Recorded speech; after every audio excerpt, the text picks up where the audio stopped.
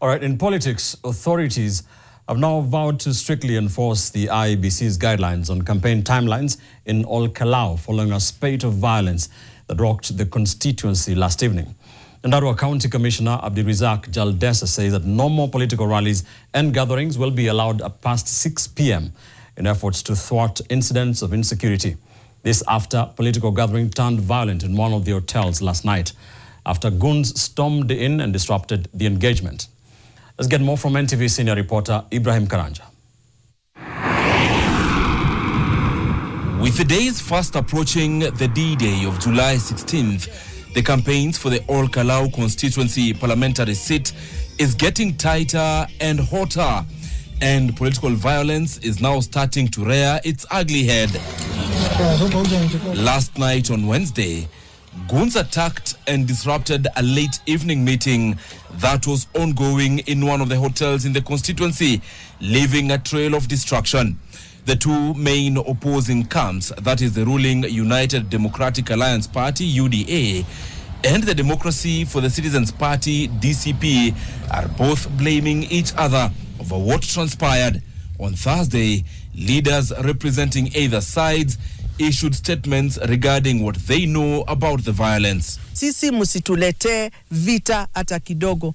Tumewaangalia, tumeona vile munaharibu posters za Mushina, vile munakatakata hata banners zake. Sisi hatutakata zenu, hata banners hatutaguza kwa sababu sisi ni watu wa amani. No amount of intimidation, no amount of harassment will deter us from voting for the candidate whom we want to vote for, and this is the DCP candidate Sami Douglas Kamau Waweru is the candidate that we are voting for. Even though it is in a matter of a by-election, the violence has sucked in national leaders who are pointing an accusing finger at one another. DCP party leader Rigathi Gachagua is accusing the Interior Cabinet Secretary Kipchumba Murkomen over what happened in Ol Kalou. Gachagua, through a post on his social media platforms, stated that, and I quote, Mr. Kipchumba Murkomen has dispatched Nairobi Sierra Killer Squad that attacked Witima SEK Church to cause mayhem in Ol Kalou. They arrived 3 hours ago and started abductions and indiscriminate beatings on DCP campaigners. Our teams are held up at a Royal Garden Hotel under brutal police and state-sponsored militia. Goons are currently breaking into the hotel. Thank you, Ol Kalou people, for resisting this killer squad. On his part, the Interior Cabinet Secretary responded almost instantly, stating, and I quote, Mr. Rigathi Gachagua, we know your gimmicks and juvenile attempts to reverse psychology. Try violence in Ol Kalou and you will see. To anyone being recruited to violence by Mr. Gachagua, keep off because the consequences will be dire. End of quote. With the politics bound to get even more competitive and tense in the coming days, the residents in Ol Kalou are calling for order as leaders from the two main protagonists keep playing to the gallery.